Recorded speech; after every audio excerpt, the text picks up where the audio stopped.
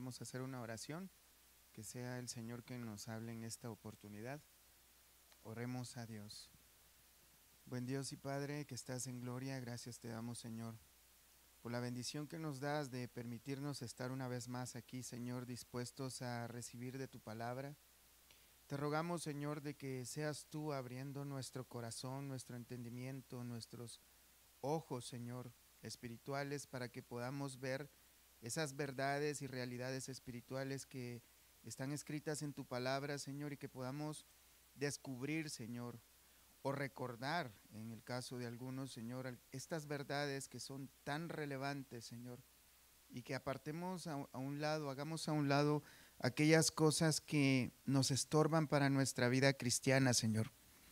Concédenos el privilegio, Señor, de hacer un buen uso de tu palabra, aplicarla a nuestra vida, practicarla, y que podamos ser un ejemplo, Señor, para aquellos que no te conocen y también para aquellos que te conocen pero que están extraviados en cuanto al camino de la verdad, Señor. En nombre de Cristo Jesús nos encomendamos a ti, Señor.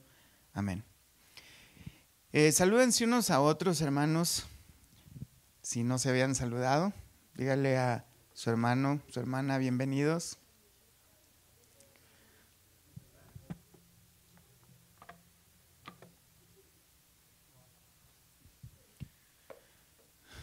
Muy bien.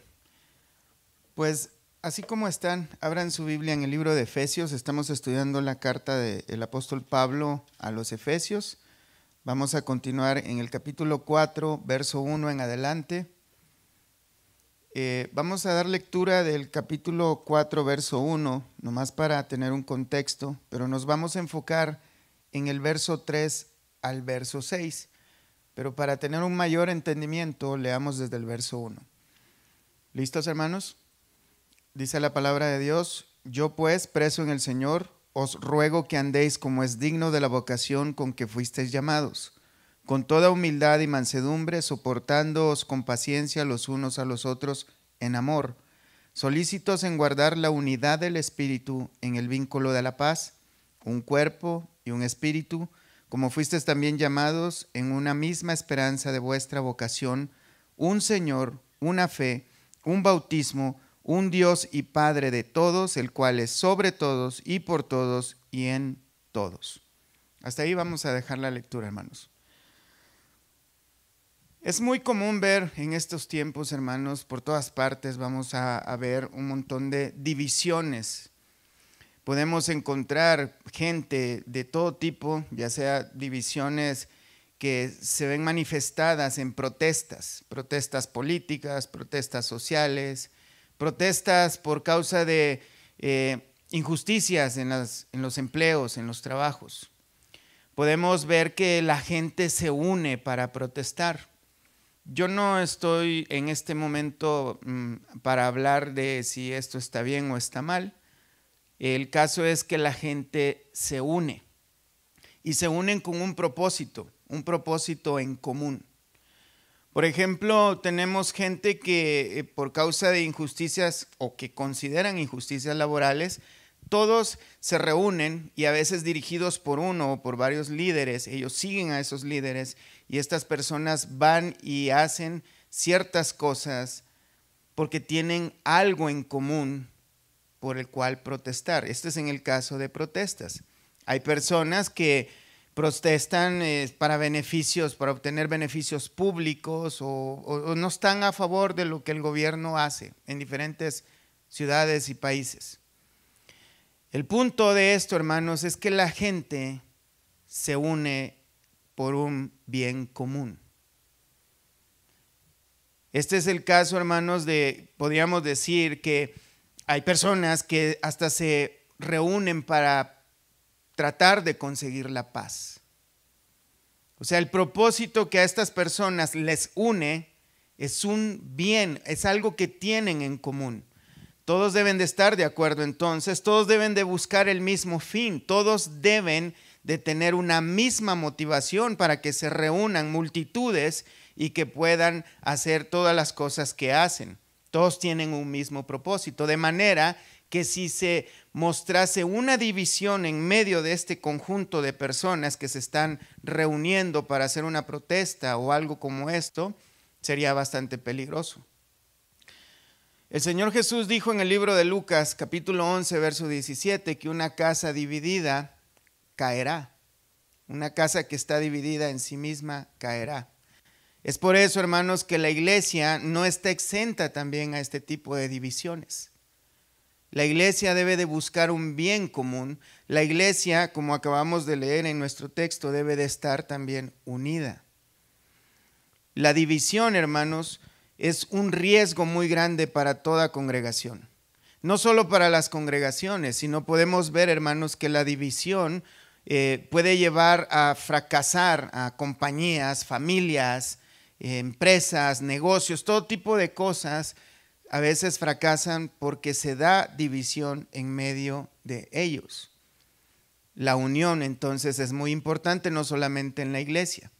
Pero lo que nos importa a nosotros es la unión espiritual en la iglesia. En 1 Corintios 1:10, el apóstol Pablo dice: os ruego pues, hermanos, en el nombre de nuestro Señor Jesucristo, que habléis todos una misma cosa, y que no haya entre vosotros divisiones, sino que estéis perfectamente unidos en una misma mente y en un mismo parecer.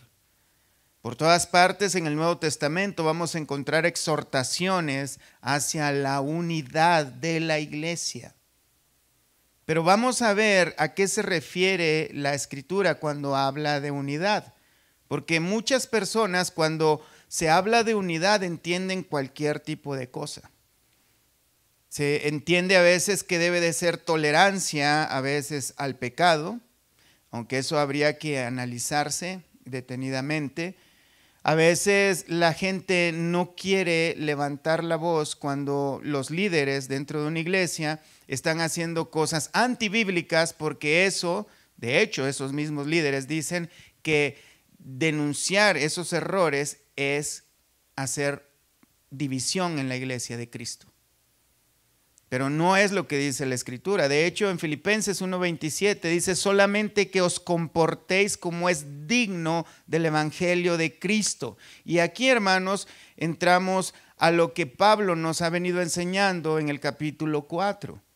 A que debemos vivir dignamente nuestro cristianismo. Pablo, que escribió la carta de Filipenses en el capítulo 1, verso 27, vuelve a repetir este asunto, que vivamos como es digno del Evangelio de Cristo, para que, o sea que vaya a veros, está hablando Pablo si iba a ir a visitarlos, o que esté ausente, oiga de vosotros que estáis firmes, fíjense en esto, en un mismo espíritu, combatiendo unánimes por la fe del Evangelio.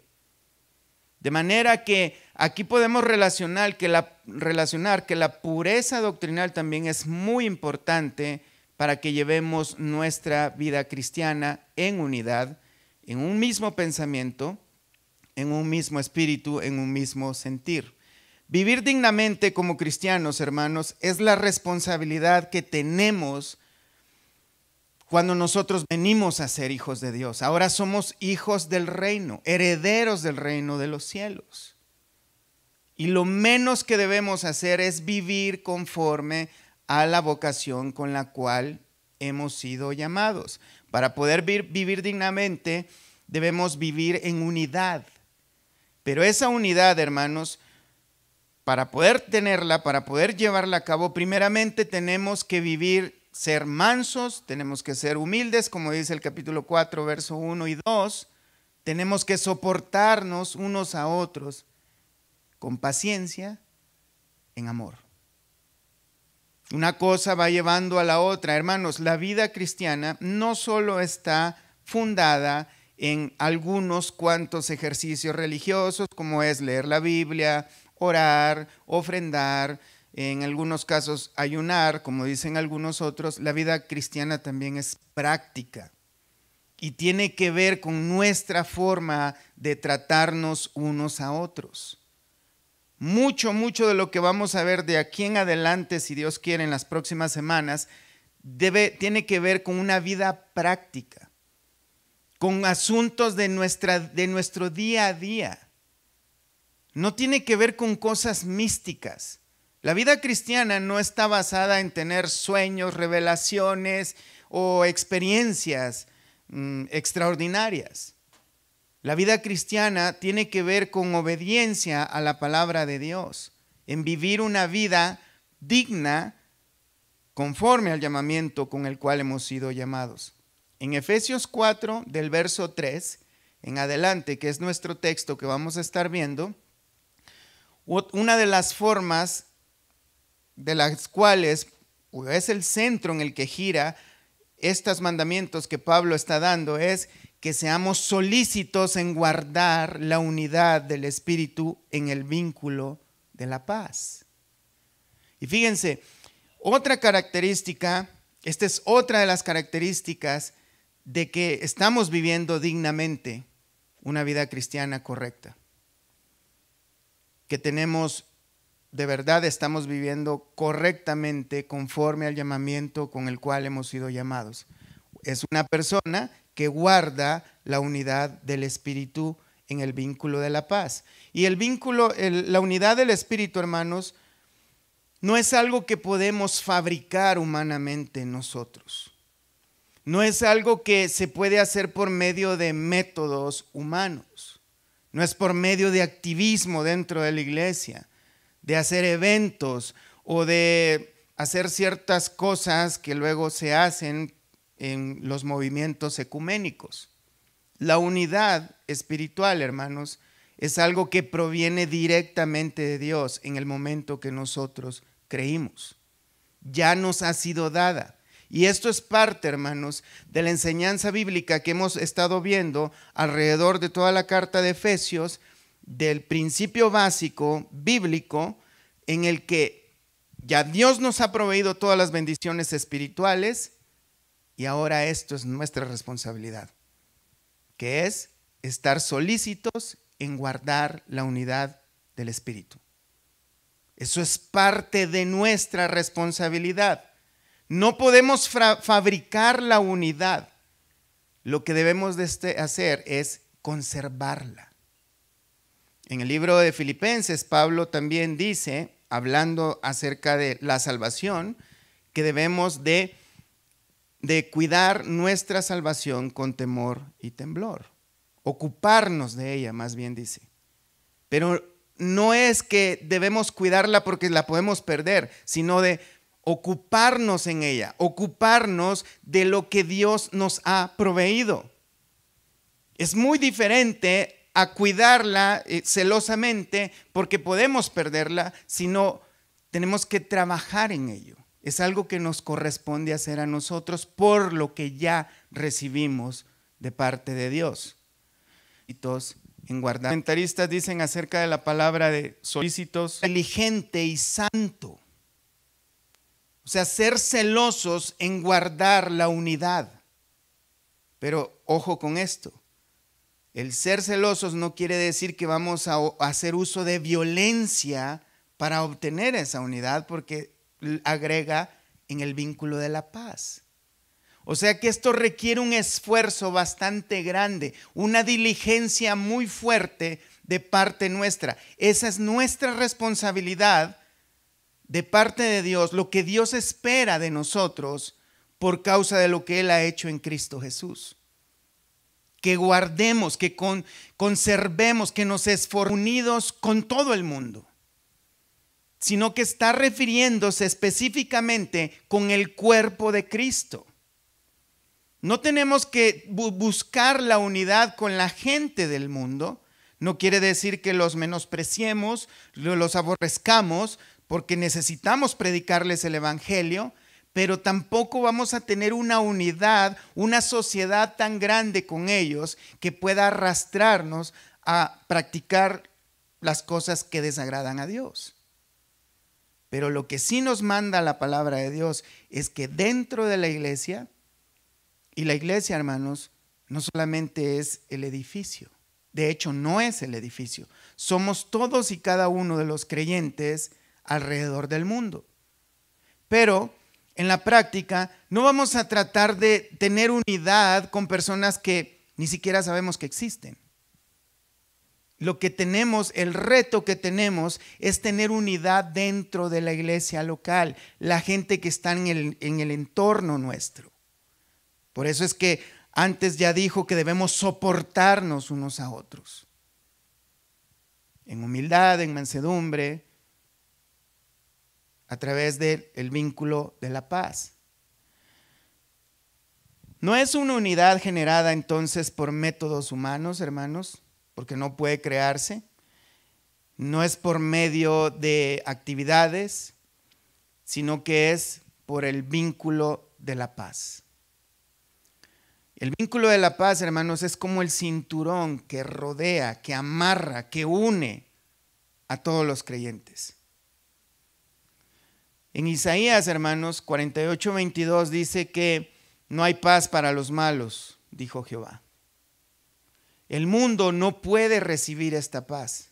El mundo no puede tener esa comunión que luego los creyentes tenemos por el Espíritu Santo de Dios. Entonces, el esfuerzo por mantener la unidad, hermanos, en la iglesia, por medio del vínculo de la paz, no quiere decir que haya ausencia de conflictos dentro de la iglesia. De hecho, si eso significara, no hubieran tantas advertencias de que debemos seguir ciertas cosas y de cómo comportarnos unos con otros, si es que no existieran problemas dentro de la iglesia, si no hubieran conflictos. Entonces, hermanos, de hecho en el libro de Romanos, capítulo 12, verso 18, dice que en cuanto a ti dependa, procurar estar en paz con todos. En cuanto a ti dependa, o sea, si depende de mí, yo debo procurar estar en paz con los demás. Tampoco esto quiere decir que si yo veo a alguien que está cometiendo un crimen, lo voy a dejar porque no quiero meterme en problemas. Porque también dice que nos debemos amonestar unos a otros, pero se refiere a si yo puedo, tengo la capacidad de conservar la paz. Esto habla de no responder, de no procurar venganza, de no responder mal por mal, sino de detener las cosas. Muchas veces, mucho, podemos verlo a diario, que muchos problemas se pudieron haber resuelto si una de las dos partes se hubiera detenido. Pero no ha sido así. Porque tenemos la costumbre de reaccionar, de responder. Por el otro lado, en Gálatas 5:15, Pablo hablándole a la iglesia de Galacia, pero si os mordéis y os coméis unos a otros, mirad que también no os consumáis unos a otros. Y aquí Pablo está siendo irónico. Mantener la paz y la unidad, hermanos, no quiere decir que todos vamos a pensar igual, exactamente igual, como si fuésemos robots programados. Que tuviéramos la misma forma de hablar, los mismos pensamientos, la misma forma de vestir, los mismos gustos, porque eso no es posible.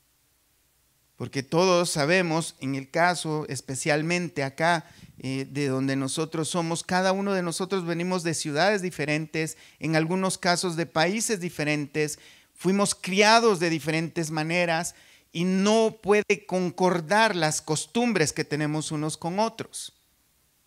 Entonces, ¿cómo puede haber unidad? Si hemos sido criados de diferente manera, si tenemos costumbres diferentes. De hecho, en el matrimonio nos damos cuenta que nuestra cónyuge piensa muy diferente a nosotros en muchas cosas. Tiene costumbres y gustos diferentes. No es la intención de Dios que todos seamos formados de la misma manera en ciertos aspectos. Pero hay en otros que sí. Y ahorita lo vamos a ver. De hecho, hermanos,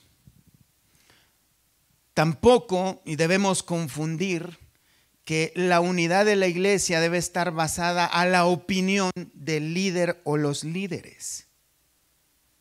Porque hemos visto casos, hermanos, y esto se da mucho en el caso de las sectas, en el que las personas no tienen voluntad propia, sino que todos se someten a la opinión y a la voluntad del líder que dirige esa secta. No puede, de hecho, hay casos de personas que visten de cierta manera, que hacen ciertas actividades solo por el antojo y el capricho del líder. Eso no es, claro que tienen una unidad, pero no es la unidad que la Biblia nos está mandando. No es la unidad que dice Dios que debemos tener. De manera, hermanos, que no debe ser una unidad basada en nuestra propia opinión. Algunas personas procuran mantener la paz a través de respetar las opiniones de los demás, aunque sean equivocadas y contrarias a Dios. Para esto, hermanos, hay personas que no se meten en problemas y de hecho son admirados porque todo el mundo dice, no, esa persona es buena gente, pero es buena gente porque no se mete en ningún problema, porque es indiferente a los asuntos, porque no les importa si la iglesia va bien o va mal, no les interesa, simplemente son indiferentes a todo. Por eso no están metidos en problemas. Algunos están metidos en problemas porque se meten de más en los asuntos. No hay unidad entonces. Y si le agregamos, hermanos, que hay diferentes pecados que están poniendo en riesgo constantemente, hablando de la iglesia global, de la iglesia de Cristo, en todas partes del mundo, diferentes pecados, entre ellos el orgullo, la religiosidad, el egoísmo, la ira, las envidias, la codicia, el tener un alto concepto de uno mismo más allá del que debe de tener, el espíritu competitivo que existe muchas veces entre las personas, el deseo de sobresalir por motivaciones que no son correctas. ¿Cuántos problemas ocurren dentro de la iglesia por causa de estos pecados? Porque estas cosas, hermanos, son pecado. Y se debe de llamar como lo que es, pecado. Son pecados contra Dios y pecado contra la iglesia de Cristo.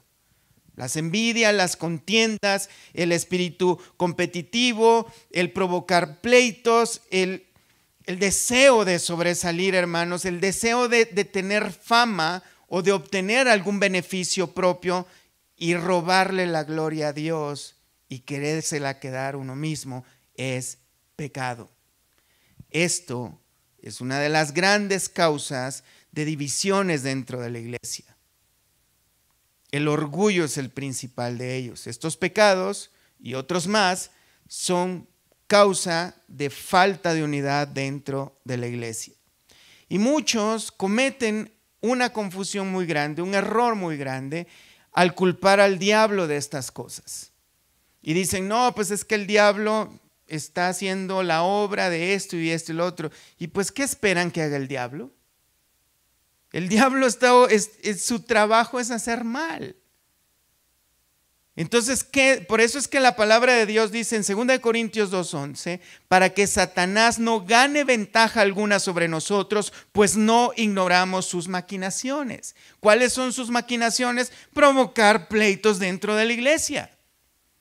¿Por qué? Porque esa es la manera más fácil de cerrar iglesias, de ocasionar divisiones, de ocasionar contiendas. Así la gente que no conoce de Cristo, al ver a los cristianos mordiéndose unos con otros, dicen, no, yo prefiero ni siquiera acercarme a una iglesia.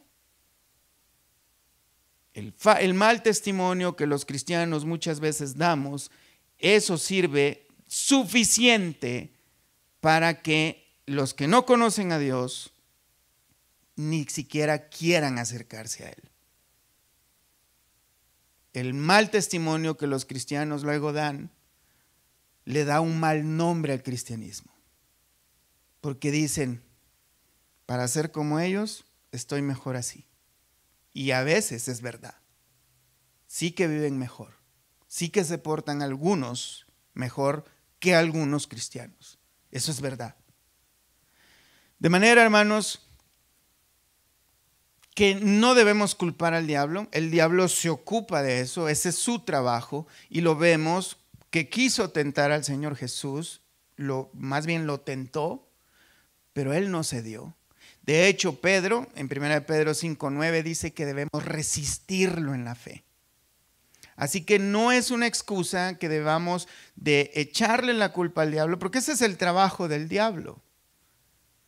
Si eso fuera así, entonces el Señor dijera, ay, pobrecitos de ustedes, a ver cómo le hacen con el diablo. No, Él nos ha dado las herramientas para poder resistirlo. Por eso nos manda que estemos solícitos, que nos esforcemos a conservar la unidad, porque no es algo fácil. Es un mandamiento de Dios.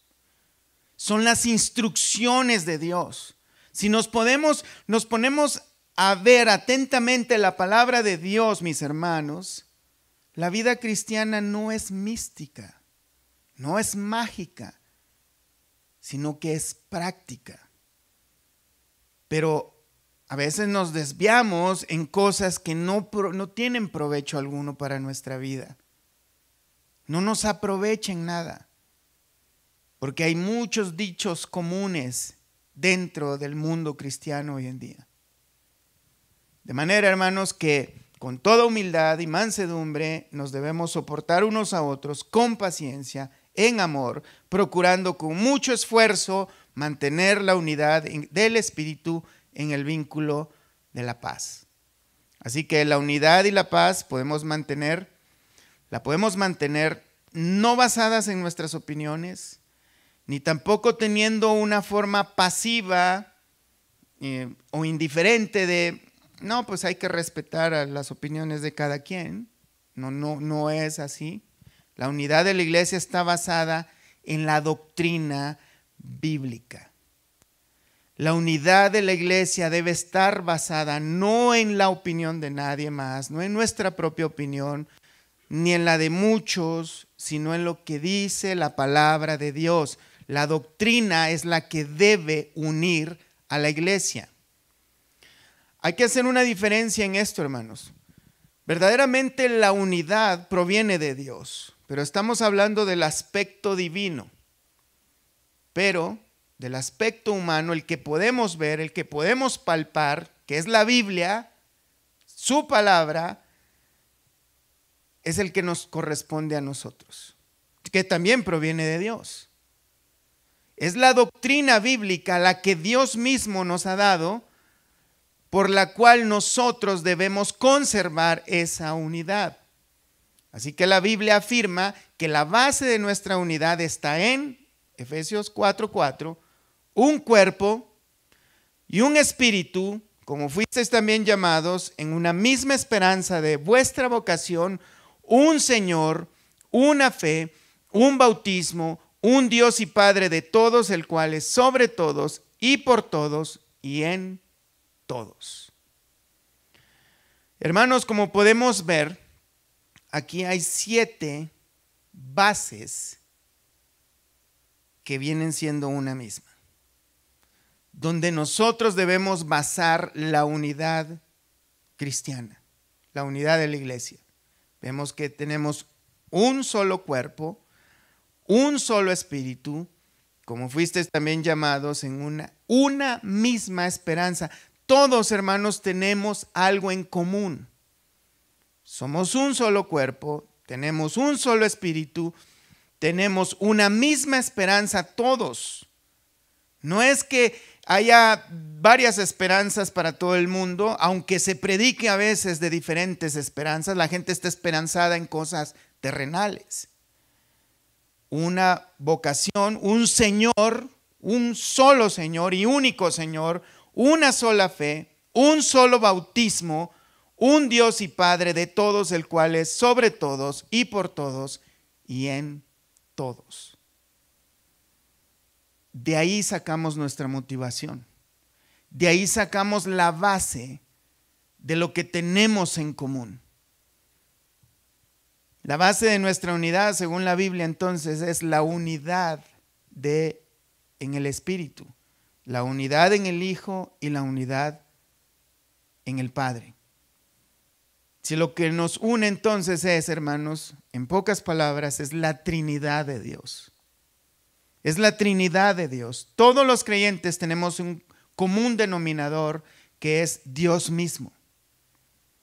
Esa debe ser nuestra motivación. Ahí es donde debemos basar todas nuestras esperanzas, todo nuestro esfuerzo y nuestra unidad. Tenemos un solo Dios. La unidad del Espíritu, hermanos, 1 Corintios 12:13 dice: porque por un solo Espíritu fuimos todos bautizados en un cuerpo, sean judíos o griegos, sean esclavos o libres, y a todos se nos dio a beber de un mismo Espíritu. Todos los creyentes, hermanos, fuimos bautizados. Todo aquel que viene a Cristo ha sido bautizado por un mismo Espíritu. Y viene a ser parte de un mismo cuerpo. No hay dos cuerpos. No es que hay un cuerpo de judíos y un cuerpo de cristianos. No, todos venimos a ser un solo cuerpo por un mismo Espíritu. Además, el cuerpo no es un solo miembro, sino muchos. Y aquí, hermanos, esto es muy importante, porque aquí entran diversidad de pensamientos, diversidad de costumbres, diversidad de lenguajes, razas, creencias, pero todos venimos a formar parte de un mismo cuerpo, el cuerpo de Cristo, el cual es la iglesia. La iglesia no es una institución, es un organismo vivo compuesto por millones y millones de creyentes alrededor de todo el mundo, con diferentes idiomas y también por diferentes épocas. Ya muchos ya están con el Señor. Y cuando nosotros no estemos y el Señor no viene antes, vendrán más creyentes que van a ser parte de ese mismo cuerpo. Es una mega estructura espiritual. No es un edificio, no es una institución, sino que es un cuerpo, y es el cuerpo de Cristo, y la cabeza es Cristo. No es el Papa, no es ningún liderazgo espiritual. Entonces, aquí es donde encontramos esa unidad. Todos somos parte del mismo cuerpo. Y esto ha sido por un mismo Espíritu. Ese Espíritu nos metió a ese cuerpo por medio del bautismo. Es por el mismo y único Espíritu que todos somos introducidos al cuerpo de Cristo, que es la iglesia. La iglesia es un mismo cuerpo alrededor de todo el mundo. No importa raza, ni siquiera denominación. Si alguien está verdaderamente en Cristo, es parte del cuerpo. Nadie puede venir a decir solamente los de X denominación son la iglesia, como luego hacen algunos, sino que los que verdaderamente han confiado en Cristo Jesús y han depositado su confianza para salvación, ellos vienen a ser parte de la iglesia. Todos los creyentes hemos sido llamados a una misma esperanza de una misma vocación. Todos los creyentes tenemos una esperanza basada entonces en las promesas de Dios.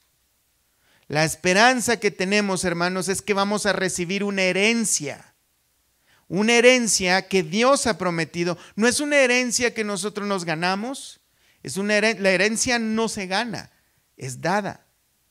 Y esa herencia nos la ha dejado nuestro Señor Jesucristo. De manera que nuestra esperanza está basada en algo que hizo alguien más. Nuestra confianza está basada no en nuestras obras, sino en lo que Cristo hizo y ha prometido que va a darnos. ¿Cuántos dicen amén a eso? La base de nuestra unidad también está basada, hermanos, en la unidad del Hijo. Hablamos de la Trinidad, ya hablamos del Espíritu. Nuestra unidad, lo que tenemos en común, hermanos, y debemos conservar, es la unidad también en el Hijo. Un Señor, una fe y un bautismo. Un Señor se refiere a nuestro Señor Jesucristo. Y cuando habla de la palabra Señor, en la palabra que se usó fue kurios, que se refiere a un amo. Nosotros somos siervos, pero lo que verdaderamente quiere decir que somos sus esclavos. Y todos los creyentes tenemos, hermanos, a un único y mismo Señor, un único amo. De manera, hermanos, que nosotros no le debemos lealtad a ningún ser humano más que a Jesucristo. Nuestro amor, nuestra devoción debe estar volcado completamente a Cristo Jesús y no a los hombres. Eso no quiere decir que debemos ser traicioneros con nuestros amigos, pero nuestra fidelidad debe estar únicamente puesta en Jesucristo. Tenemos una sola fe, una única fe y en un único Señor. Nuestra confianza debe estar puesta en el Señor Jesucristo, no en los hombres. Por eso, hermanos, lo repetimos constantemente, no necesitamos intermediarios humanos para acercarnos al Padre. No necesitamos sacerdotes, no necesitamos que alguien nos dirija al Padre. El Señor Jesús dijo que Él es el camino, la verdad y la vida, y que nadie viene al Padre si no es por Él. No necesitamos intermediarios humanos. Los predicadores solamente somos colaboradores de Dios. Colaboradores que enseñamos la palabra de Dios. No somos el intermediario entre Dios y los hombres. El intermediario que ha quedado con nosotros es el Espíritu Santo. No es ningún ser humano. Tenemos una única fe, hermanos, y no se refiere a la fe que tuvimos cuando creímos en el Señor Jesús, sino se refiere a la doctrina de Cristo, a la enseñanza de nuestro Señor Jesús. Judas, capítulo 1, solo tiene un capítulo, verso 3, Judas dice: amados, por la gran solicitud que tenía de escribiros acerca de nuestra común salvación, me ha sido necesario escribiros exhortándoos que contendáis ardientemente por la fe que ha sido una vez dada a los santos. Como podemos ver alrededor del Nuevo Testamento, cuando se usa la palabra fe, a veces se usa para referirse a salvación, otras para sanidad, dependiendo el contexto en el que se esté hablando de la palabra fe. A veces tiene que ver con la vida cristiana. En este caso se refiere a la doctrina. Si ustedes siguen leyendo el capítulo 1 de Judas, vamos a ver de que Judas está exhortando a la iglesia que contiendan ardientemente por la fe que una vez ha sido dada, porque se han levantado falsos maestros. ¿A qué se refiere? Que defiendan la doctrina que ha sido enseñada. La doctrina verdadera, por supuesto. Se trata de la pureza doctrinaria, hermanos. No podemos tener unión en la iglesia si hay diferencias doctrinales grandes. ¿A qué se refiere? Hay diferencias doctrinales que no son relevantes. Por ejemplo, hay personas que tienen diferentes maneras de cantar en el culto, de ofrendar, de vestir en algunos casos, de orar. Algunos oran de pie, otros parados, algunos usan velos, otros. Hay cosas que no son relevantes. Pero en cuanto se refiere al Señor Jesucristo, su doctrina, ¿quién es Dios? ¿Cuál es el único método de salvación? Cuando se habla de diferentes cosas acerca del Espíritu Santo, no podemos tener comunión, no podemos tener unidad. Hay doctrinas básicas y fundamentales en las cuales no podemos negociar. No podemos negociar con una persona que crea que Jesús no es Dios. Esa persona no es nuestro hermano, porque no ha venido a Cristo. No podemos tener unión con una persona que dice que Jesús es un profeta nada más. No podemos creer, y peor, hay personas que dicen cosas peores acerca de Jesús. No son nuestros hermanos. Cuando hablamos de unión, hablamos de unión entre la iglesia de Cristo, el mismo cuerpo que ha sido unido por el mismo Espíritu, porque tienen un mismo Señor, porque tienen una misma fe, una misma esperanza. Solo Cristo es el camino. ¿Cómo pues puede decir alguien que Jesús es solamente un profeta o que es un ángel? O que un ser humano es el camino. O que hay varios caminos, que no solamente Jesús. Por eso, hermanos, los movimientos ecuménicos que existen hoy en día, movimientos religiosos que procuran tener una unidad entre las religiones de todas partes del mundo, son falsos. Tienen muy buenas intenciones porque dicen, no, pues es que debemos unirnos en amor porque Jesús es amor y debemos de tratar de conciliar las cosas que tenemos en común. Al final de cuentas, todos creemos en Dios. No podemos creer en el mismo Dios si ellos dicen que Jesús no es Dios o que hay varios métodos de salvación. La doctrina es la que debe unirnos, hermanos. La correcta doctrina, la verdadera doctrina es la única que puede unirnos.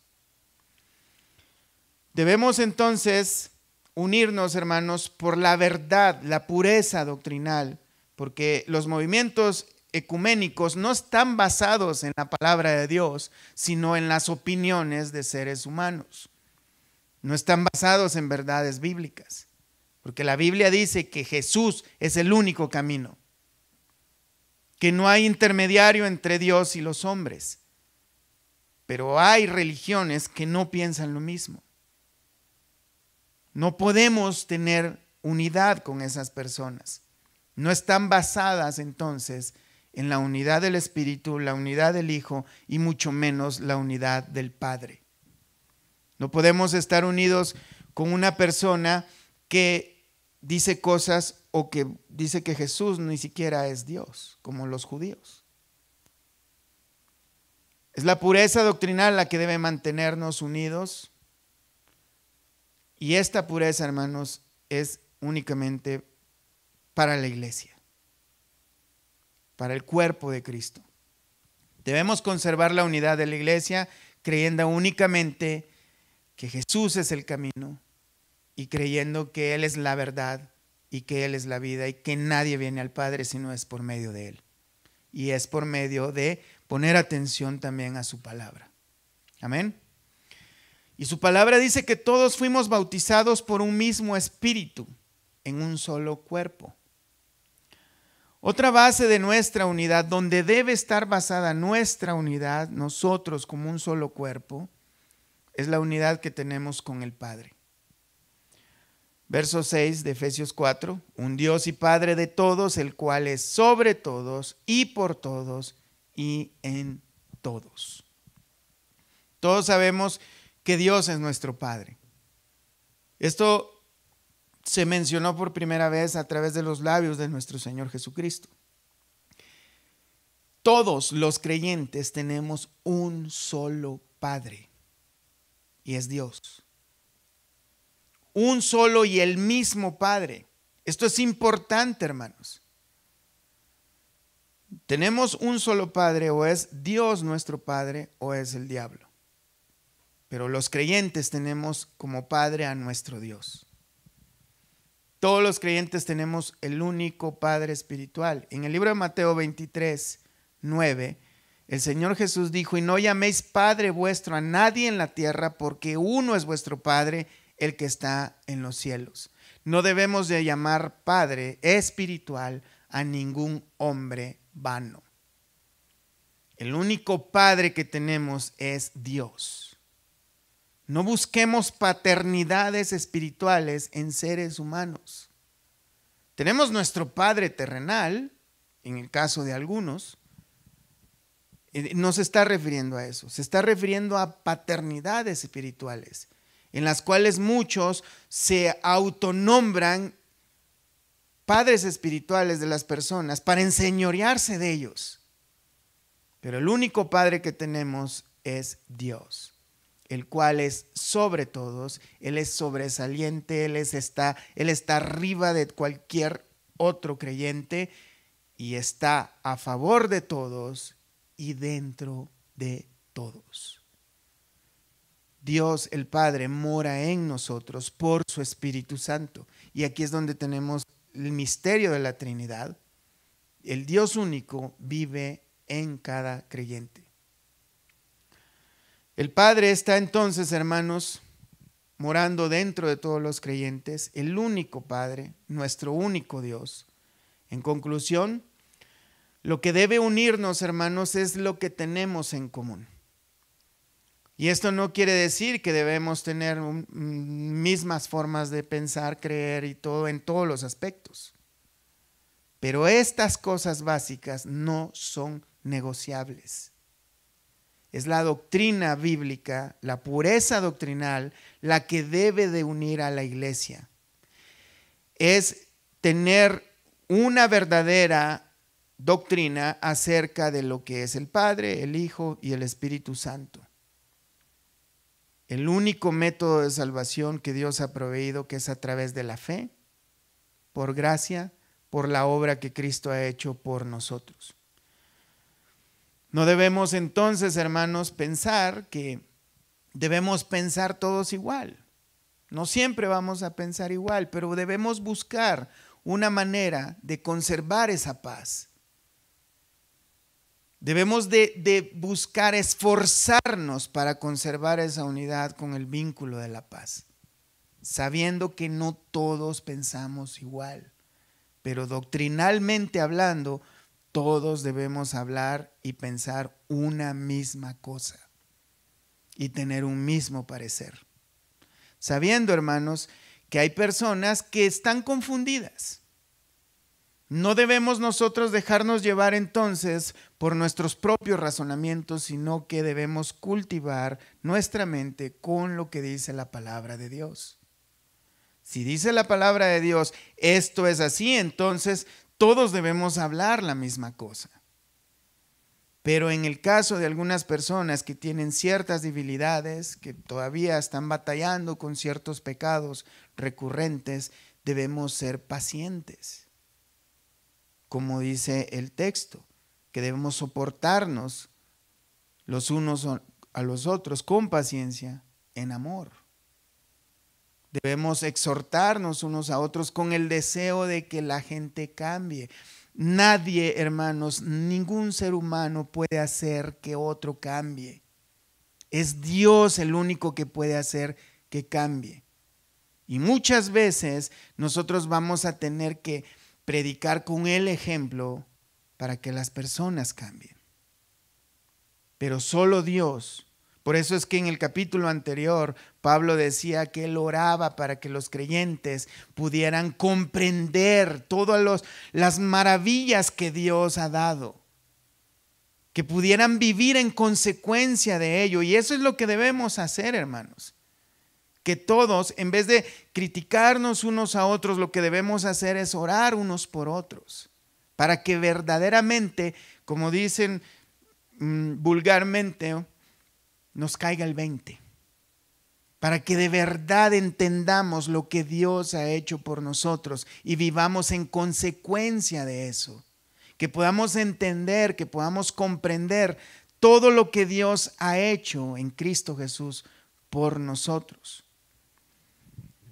Lo importante es entonces, hermanos, que nosotros depositemos nuestra confianza en Cristo, pongamos atención a la doctrina que nos ha enseñado Dios por medio de su palabra, porque a Cristo le importaba mucho esa unidad.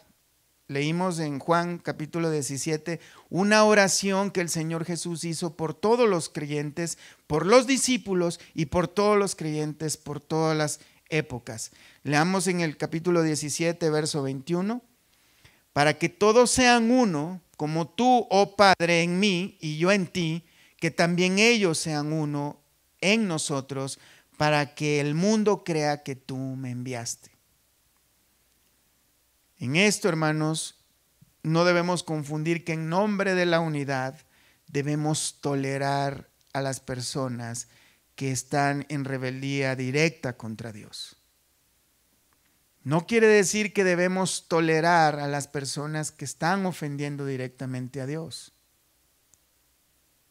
Pero sí, hermanos, debemos de tener paciencia con aquellos, nuestros hermanos, que todavía están batallando, que todavía les cuesta. De hecho, hermanos, el mandamiento de Dios, porque mira, hay muchísimas confusiones. Las personas a veces tenemos la tendencia a entender lo que nos conviene. Por ejemplo, cuando dice la Escritura que debemos amarnos unos a otros, la gente entiende, tú me debes amar. No, el mandamiento es, tú debes amar a los demás. Dios te manda que ames a los demás, no que le exijas amor a los demás. Una de las quejas más recurrentes dentro del mundo cristiano, y digo entre comillas, es no hay amor. ¿Estás amando tú a los demás? Porque el mandamiento es que ames al prójimo, no que demandes amor del prójimo. Y podemos hacer uso de este mismo término, de este mismo concepto. A ver, ¿voy a demandar yo que todos sean humildes conmigo? ¿Que sean mansos conmigo? No, la Biblia me dice que yo debo ser humilde y manso y procurar y esforzarme a conservar la unidad con el vínculo de la paz. No a demandar eso de los demás. Ese es el gran problema que a veces tenemos y muy recurrentemente dentro del mundo cristiano. Nuestra obligación es poner atención a la Escritura y practicarlo nosotros, aunque los demás no lo hagan. Si cada uno de nosotros hiciéramos lo que nos corresponde hacer, tendríamos iglesias completamente sanas y fructíferas. Pero a veces, o siempre, estamos esperando que alguien más haga las cosas, no nosotros. Que es responsabilidad de los demás que hagan las cosas, no nuestra. Ténganme paciencia a mí, pero yo no le tengo paciencia a nadie. Oren todos por mí, pero yo no oro por nadie. Todos necesitan ayudarme porque yo estoy en necesidad, pero yo no necesito ayudar a nadie. Y así nos podemos ir cosa por cosa de lo que la Biblia nos manda, demandando y exigiendo que los demás hagan. Y como no lo hace nadie, pues ni yo tampoco. Y tenemos ahí mucha desunión, mucha división dentro de las iglesias. Hermanos, hay grandes cantidades de iglesias que se están deshaciendo. El único que está ganando terreno es el enemigo. Porque los cristianos no queremos tomar nuestra posición, nuestro esfuerzo, nuestro empeño y estamos viviendo indignamente lo que Dios nos ha mandado a que vivamos. En el libro de Romanos capítulo 15, verso 1. Pablo, después de hablar de muchas opiniones que tienen algunas personas y que es causa de conflictos, y es aquí donde debemos poner atención. Así que los que somos fuertes debemos soportar las flaquezas de los débiles y no agradarnos a nosotros mismos. Cada uno de nosotros agrade a su prójimo en lo que es bueno para edificación. Porque ni aun Cristo se agradó a sí mismo, antes bien, como está escrito, los vituperios de los que te vituperaban cayeron sobre mí. Porque las cosas que se escribieron antes, para nuestra enseñanza se escribieron, a fin de que por la paciencia y la consolación de las Escrituras tengamos esperanza. Pero el Dios de la paciencia y de la consolación os dé entre vosotros un mismo sentir según Cristo Jesús, para que unánimes a una voz glorifiquéis al Dios y Padre de nuestro Señor Jesucristo. Como podemos ver, hermanos, Pablo en esta instrucción, en estos mandamientos, lo que dice es que todo lo que hagamos, en pocas palabras, que no lo hagamos para agradarnos a nosotros mismos, sino a nuestro prójimo, para edificación, para edificarnos unos a otros. Hermanos, nuestros dones nos han sido dados no para favorecernos a nosotros, sino para edificar a la iglesia, que es el cuerpo de Cristo. Debemos edificarnos unos a otros, debemos procurar edificar. Ciertamente, para poder edificar, a veces hay que destruir, hay que derribar ciertas cosas, costumbres, no a las personas. No pensemos que las personas las debemos destruir porque estorban. Hay costumbres en nosotros todavía que deben ser derribadas, costumbres, no a las personas, sino que debemos soportarnos unos a otros para edificación, porque ni aun Cristo se agradó a sí mismo. Si imagínense el pensamiento de Cristo, perfecto, santo, sin pecado, sin mancha, al ver todo ese montón de pecadores alrededor de él, ¿hubiera tenido ese pensamiento que muchos cristianos hoy tenemos hoy en día? Hubiera dicho, no valen la pena ustedes. ¿Qué estoy haciendo aquí perdiendo el tiempo con todos ustedes pecadores? No, con mucha paciencia, con mucho amor, soportó a muchos de ellos y por causa de eso él siguió hasta la cruz, hermanos, murió por todos ellos y por todos nosotros. La verdad es que nadie vale la pena, nadie merece la pena, hermanos, el sacrificio que Cristo hizo. Ahí es donde vemos el amor tan grande que tuvo Dios por nosotros. De manera, hermanos, que tenemos que tener paciencia con la consolación de las Escrituras y que sigamos conservando la esperanza, porque el Dios de la paciencia, hermanos, es el que pone en nosotros un mismo sentir según Cristo Jesús. Pero ¿cuál es la motivación? Para glorificar todos unánimes con nuestras vidas a Dios, con nuestras acciones, y no glorificarnos a nosotros mismos. Pónganse de pie, hermanos, vamos a orar. Oremos a Dios. Buen Dios y Padre, gracias te damos, Señor, por este momento que nos has dado, este momento tan importante, Señor, de ver en tu palabra lo que realmente quieres de nosotros. Ayúdanos a entender cada una de estas cosas que son profundas, Señor. A veces parecen sencillas, a veces nos podrían parecer insignificantes. Algunas veces podríamos pensar, necesito tener las claves del éxito, pero es que el éxito está en poner atención en tu palabra, Señor. Ayúdanos a entender tu palabra. Ayúdanos a comprender exactamente lo que tú quieres de nosotros, a fijar nuestros ojos, nuestra atención y nuestra devoción a lo que realmente importa, Señor. Ayúdanos a practicar lo que tú nos estás enseñando, Señor, a despojarnos de nosotros mismos y a seguirte, Señor, en la fe. Ayúdanos, Señor, a basar nuestra unión, Señor, nuestras motivaciones en ti únicamente, Señor. A tener esa unidad unos con otros, basados en tu palabra, Señor. Basados en el único Dios y Padre que está en todos, sobre todos y por todos. Ayúdanos, Señor, a seguir fielmente lo que dice tu palabra, Señor, de manera que podamos glorificarte con cada una de nuestras acciones y aún con nuestros pensamientos. Todo esto nos encomendamos a ti, Señor, en el nombre de Cristo Jesús. Amén. Dios me los bendiga, hermanos.